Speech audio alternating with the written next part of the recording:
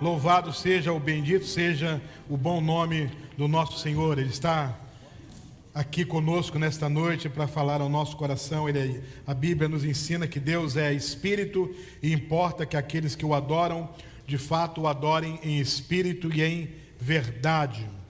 Hoje, meus irmãos, nós começamos uma jornada de 3 encontros, sempre à noite aqui, a partir desse tema lições de honra, trazendo à consideração um dos assuntos mais empolgantes das Escrituras Sagradas, que é a questão da honra.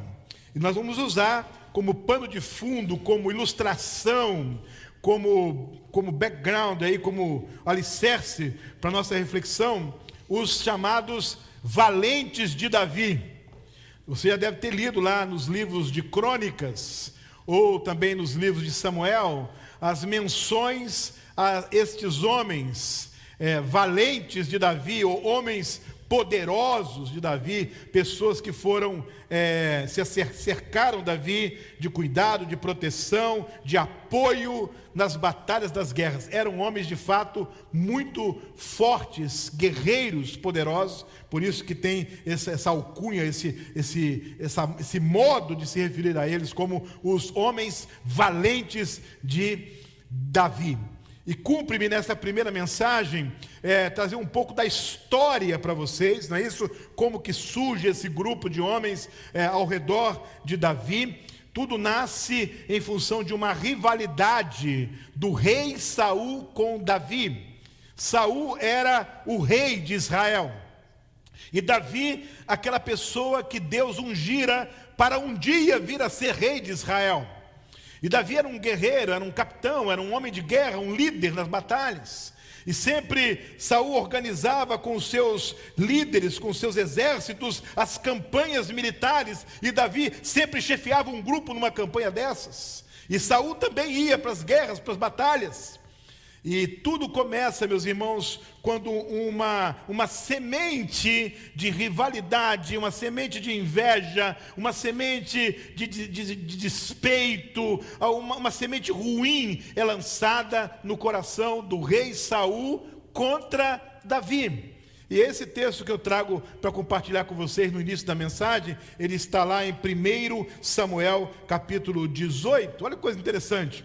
O texto diz assim: aconteceu que quando eles estavam voltando para casa, referindo-se aí a Saul e Davi, depois de Davi ter matado o filisteu, as mulheres de todas as cidades de Israel saíram ao encontro do rei Saul, cantando e dançando com tamborins, com alegria e com instrumentos musicais. As mulheres se alegravam e cantando alternadamente diziam: Saul matou seus milhares, porém Davi seus 10 milhares.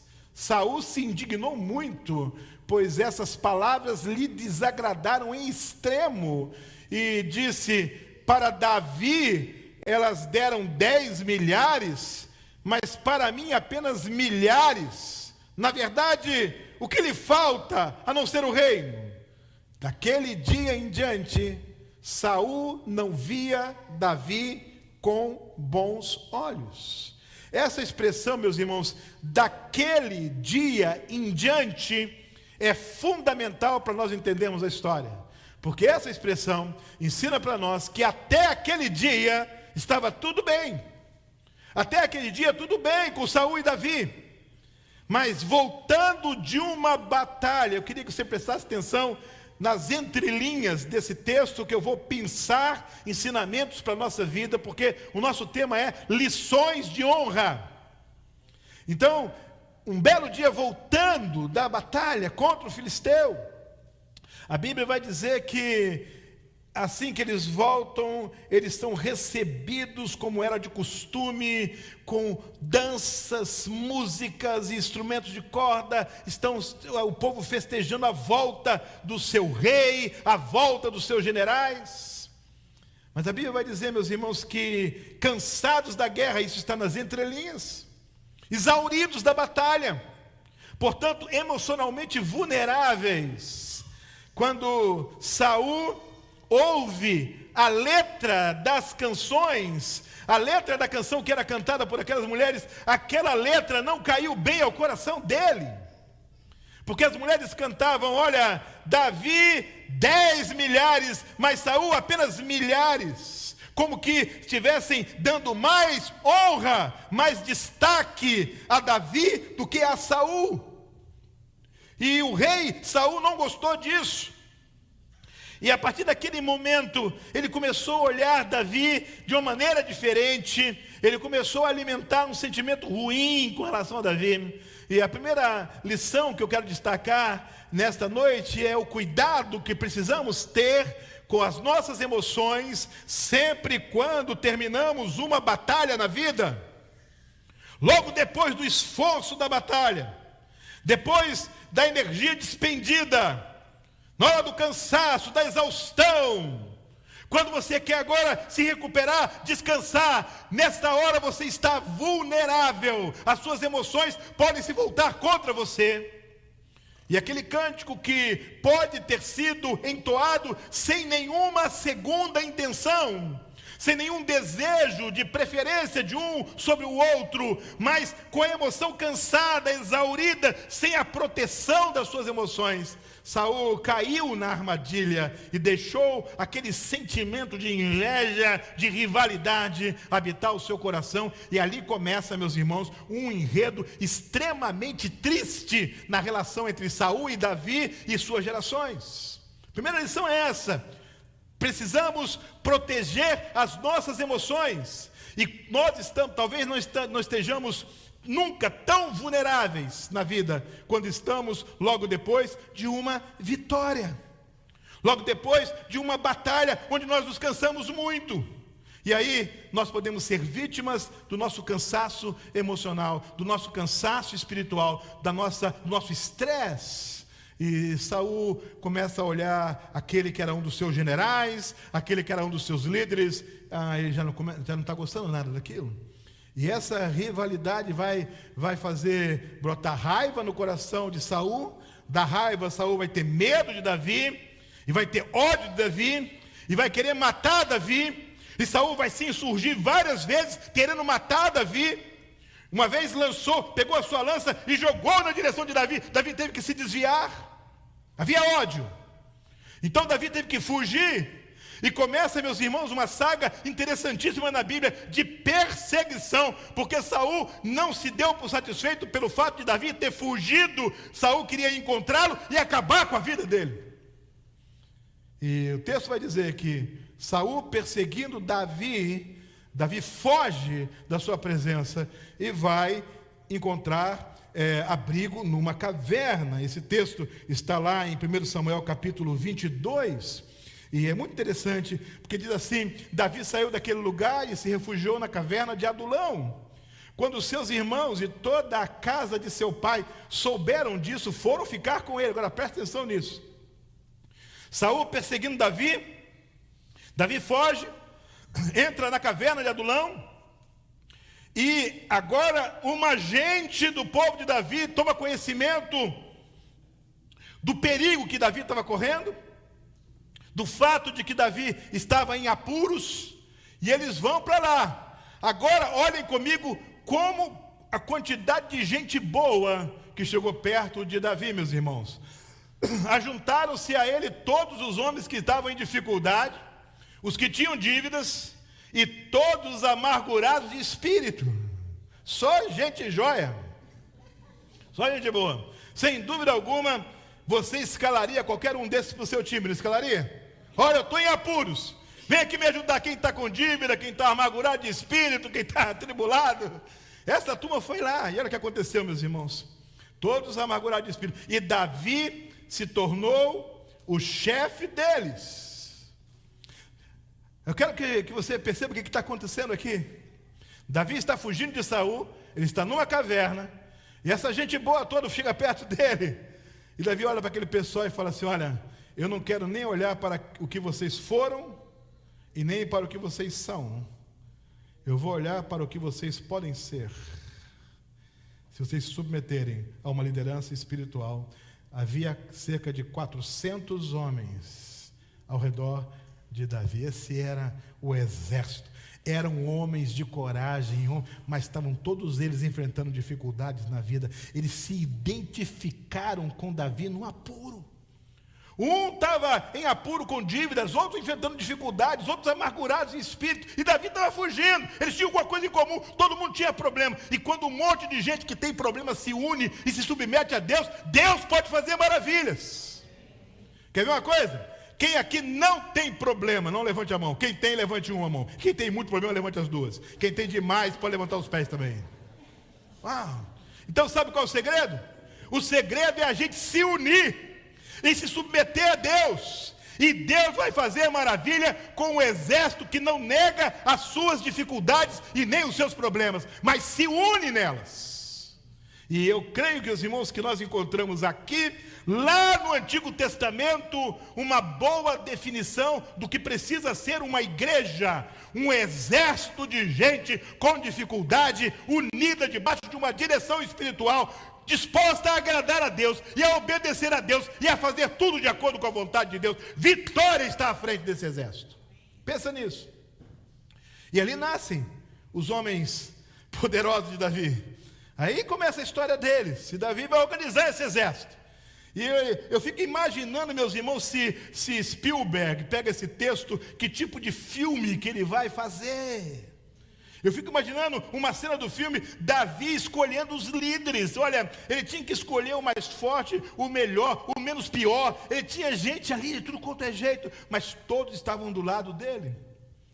E ele vai então fazer algo muito especial. Ele assume a liderança desse povo. E diz a palavra do Senhor em 1 Samuel capítulo 22... que esses homens, embora sem pedigree, sem potencial, sem nenhum tipo de currículo, são o exército de Davi. Agora veja comigo 2 Samuel 22, versículo 8. Agora Davi já organizou essa turma, já organizou o exército dele, o povo dele, e agora já existe uma hierarquia. E diz o texto em 2 Samuel 22, 8, são esses os nomes dos valentes de Davi: Josebe-Bassebete, pode repetir comigo, Josebe-Bassebete, filho de Taquemoni, o principal de 3. Este brandiu a sua lança contra quantos? 800 homens, e os matou de uma só vez. Dá para sentir quem é esse cara? Eu quero falar um pouquinho com você hoje à noite sobre esse cara. O texto começa dizendo que Davi colocou como chefe, ele estabeleceu 3 principais líderes, e o chefe desses 3 era Josebe-Bassebete. E ele disse, o texto vai dizer, que esse homem, numa só batalha, de uma só vez, com a lança dele, ele matou 800 homens numa batalha.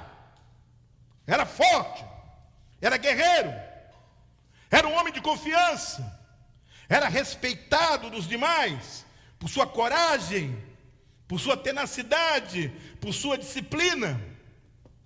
E ele vai assumir uma liderança. Davi vai confiar a ele a sua liderança, mas eu quero te falar 3 coisas sobre ele. Primeiro, que esse homem, Josebe-Bassebete, não veio de uma grande tribo. Ele também não pertencia a uma família reconhecida. E tampouco tinha um nome ou uma reputação digna de honra. Ele não tinha atrás dele uma grande tribo, ele não tinha atrás dele uma família famosa, ele não tinha um nome construído após dele, ele não tinha aquilo que nós chamamos hoje de pedigree, sabe, currículo. Qual o seu currículo? Deixa eu ver por onde você andou, de onde você veio. Era um homem desprovido de raízes que pudessem fundamentar algum tipo de autoridade sobre a vida dele.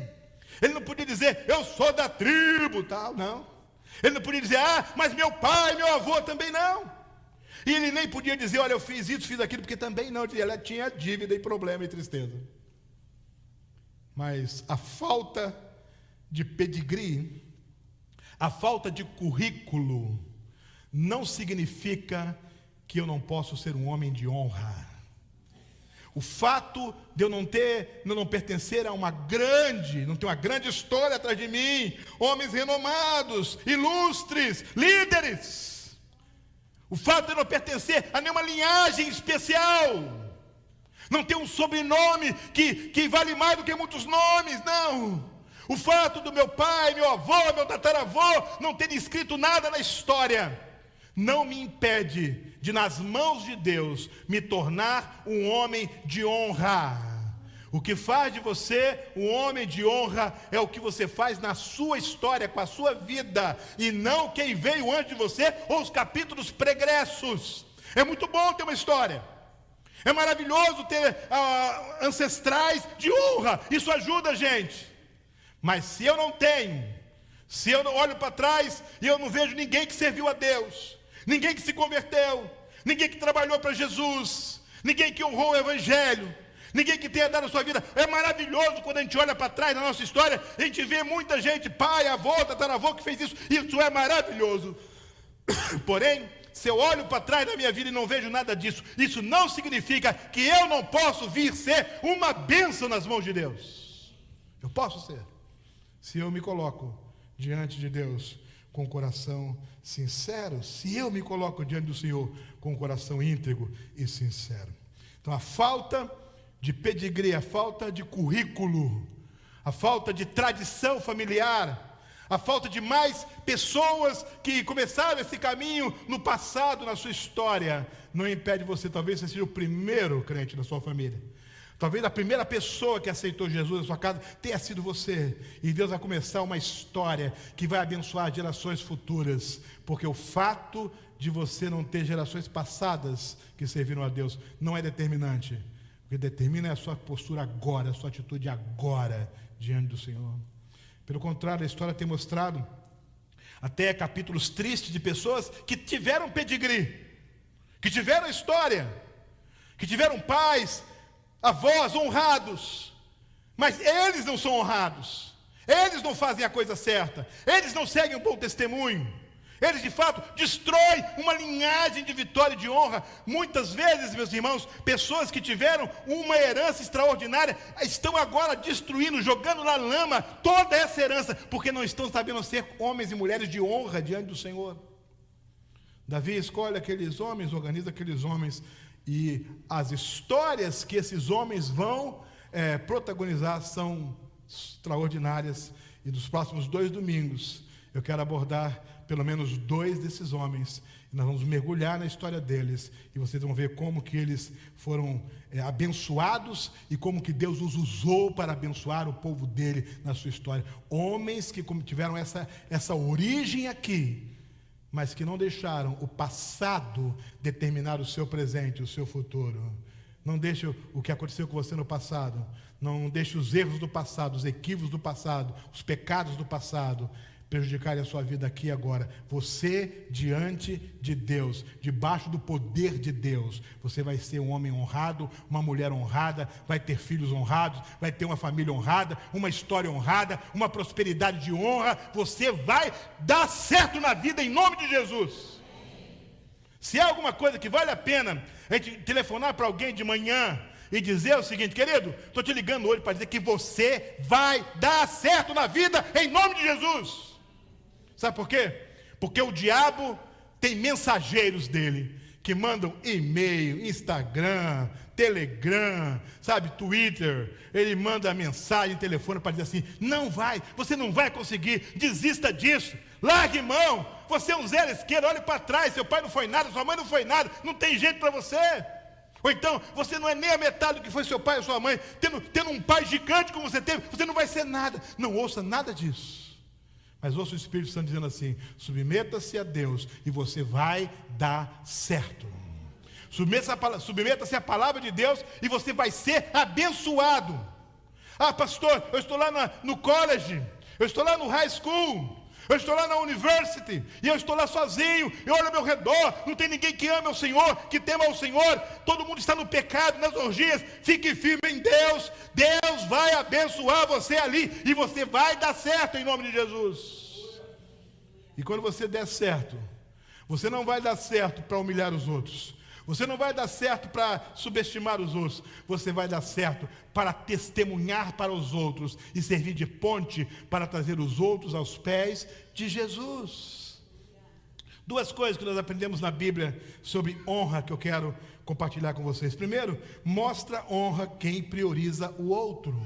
Mostra honra quem prioriza o outro. Ou não mostra honra quem se prioriza. Então a Bíblia diz assim, em Romanos 12:10, amem uns aos outros com amor fraternal. Quanto à honra, deem sempre preferência aos outros. Mostra honra quem dá preferência ao outro, ao cônjuge, aos filhos, aos pais, aos irmãos, aos amigos, aos subordinados, aos líderes. O outro em primeiro lugar, o outro na frente. E quando eu coloco o outro em primazia, a Bíblia diz: cada um considere o outro superior a si mesmo. Quando eu dou primeiro lugar para o outro, a primazia para o outro, eu mostro honra. É homem honrado aquele que sabe dar a primazia para o outro. Ah, mas ele é bobo. Ele estava na fila, esperou esse tempo todo. Não, mas chegou aquela senhora, eu dou o meu lugar para ela. Ah, mas chegou aquela gestante, eu dou o meu lugar para ela. Mas chegou aquele idoso, eu dou o meu lugar para ele. Mas agora aquela uma criancinha indefesa, eu vou abandonar minha filha aqui, eu vou cuidar daquela pessoa. Porque o outro precisa estar em primeiro lugar. Nós vivemos na geração, meus irmãos, dos egoístas. Eu quero o meu. Primeiro eu, depois eu e depois eu. Os outros que se lixem.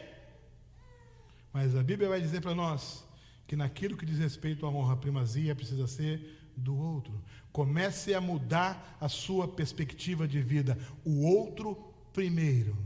O outro primeiro.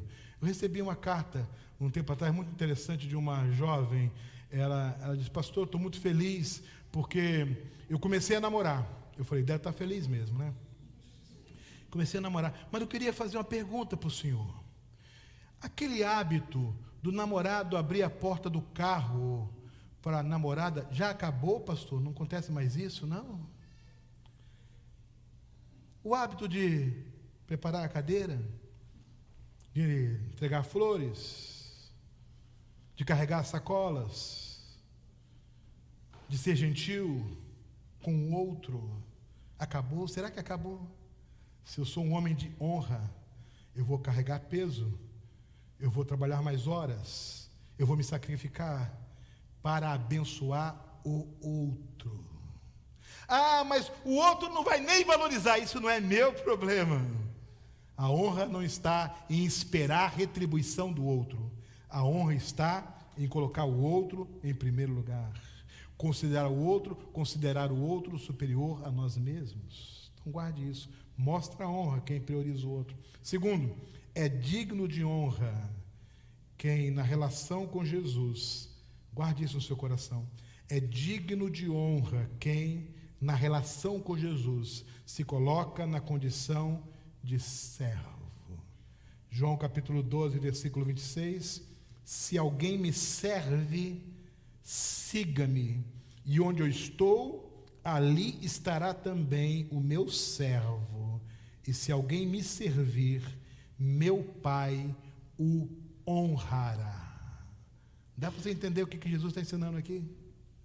Na minha relação com Jesus, eu me coloco na condição de servo dele, obediente a ele, seguidor dele, fazendo o que ele aprova, não fazendo o que ele não aprova. E Jesus disse: se alguém se relaciona comigo na condição de servo, o meu Pai vai honrá-lo. Ele vai ser digno de honra, porque me serve. Então, se eu priorizo o meu próximo, e se eu sigo a Jesus, eu demonstro honra na horizontalidade, e eu me apresento como merecedor digno de honra na verticalidade. O Pai vai me honrar. Hoje, você pode passar por bobo. Hoje, podem rir de você. Olha lá que idiota. Hoje você pode ser alvo de chacota, mas vai chegar o dia em que o Pai vai honrar você. Você está entendendo isso? O Pai vai honrar você. Não pode não ser agora, pode não ser quando você espera. Jesus não fala em época, em prazo, mas ele diz: quem me serve, quem me servir, meu Pai o honrará. E também Jesus não diz como é que vai ser essa honra. O que Deus vai fazer? Se vai te dar dinheiro, se vai te dar prestígio, se vai te dar posição, se vai te dar status, ou se simplesmente vai te deixar viver para você ver seus netos, seus bisnetos e seus tataranetos. Pode ser que ele não te dê um palácio, pode ser que ele não te dê aquele carro que você sempre sonhou, e pode ser que a sua conta bancária até seu último dia esteja sempre no limite, igual aquele programa de televisão. Mas pode ser que você venha ter a alegria de ver seus filhos, seus netos, seus bisnetos, seus tataranetos. Aí eu te pergunto, o que vale mais? Uma conta alta ou a bênção de atravessar as gerações? Está entendendo? Jesus fala assim: o meu Pai vai saber o momento certo e a maneira certa de honrar cada um que me servir. Então, eu mostro honra quando eu priorizo o outro, porque Jesus disse: até um copo d'água que você der para o outro, você está dando para mim. E quando você visita o outro na prisão, você está me visitando. E quando você dá de comer ou de beber para o faminto ou sedento, você está dando a mim. Então, eu mostro honra quando eu priorizo o outro, e eu sou digno de honra quando eu sirvo a Jesus. Como é que eu encerro essa reflexão nessa noite? Mostrando para vocês um paralelo interessante daquela história que Jesus contou em Lucas capítulo 15, conhecida como a parábola do filho pródigo. Em dado momento, o filho estava lá no chiqueiro, e ele não tinha comida, ninguém deixava ele comer nem a comida dos porcos.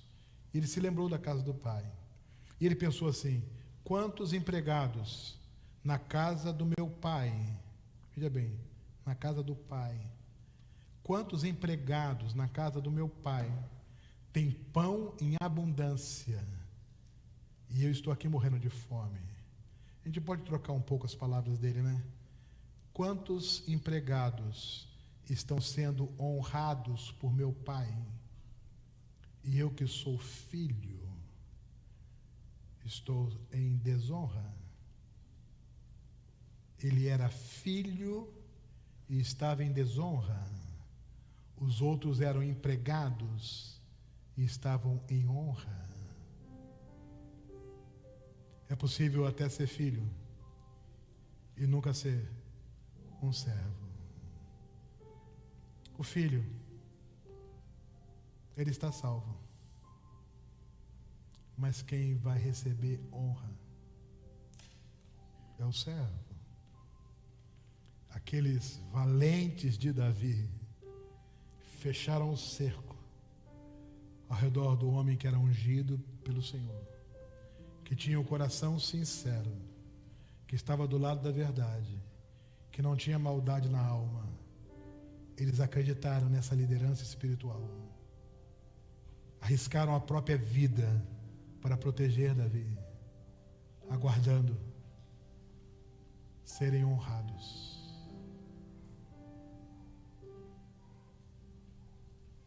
Sou um homem, uma mulher de honra quando eu priorizo o outro, e eu sou digno de honra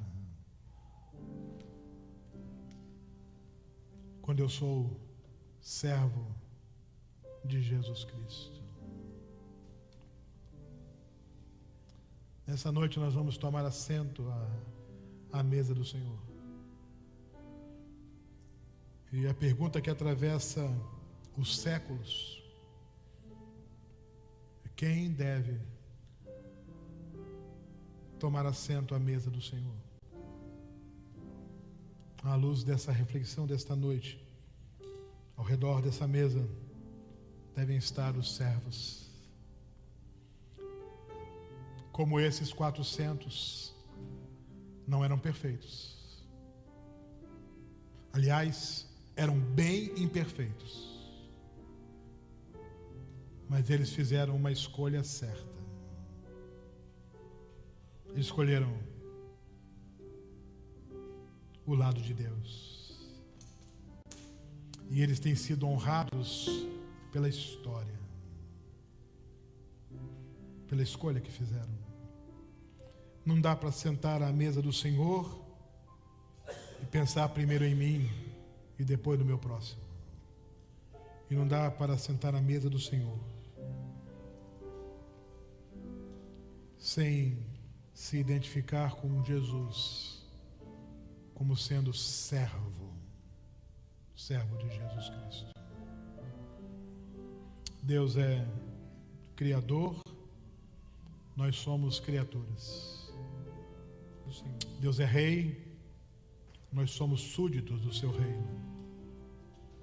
Deus é Pai, nós somos filhos. Mas Deus é Senhor. E nós precisamos ser servos. E naquele dia final, as boas-vindas na eternidade não serão dadas por um rei aos seus súditos, nem por um pai aos seus filhos, tampouco por um criador às suas criaturas. Mas as boas-vindas na eternidade serão dadas por um Senhor aos seus servos. Ele dirá: bem está, servo bom e fiel. Entra no gozo do teu Senhor. Somos honrados se priorizamos o próximo. E somos dignos de honra se somos servos de Jesus Cristo. Pai Celestial,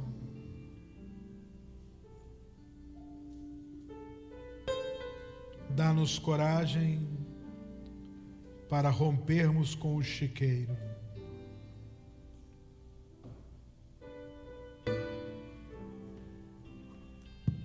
Cisternas rotas, fontes escusas,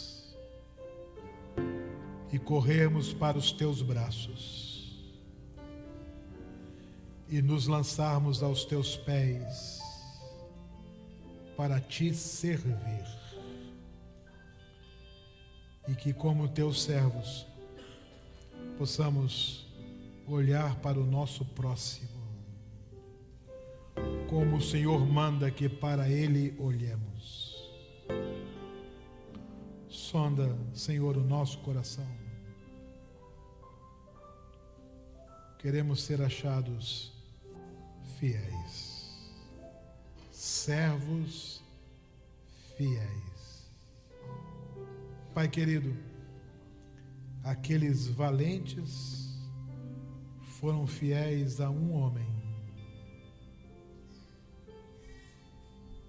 falho e pecador. Nós precisamos e queremos ser fiéis ao Senhor, o dono da mesa, o mestre da ceia, a máxima autoridade sobre a nossa vida. Em nome de Jesus nós oramos. Amém, Senhor.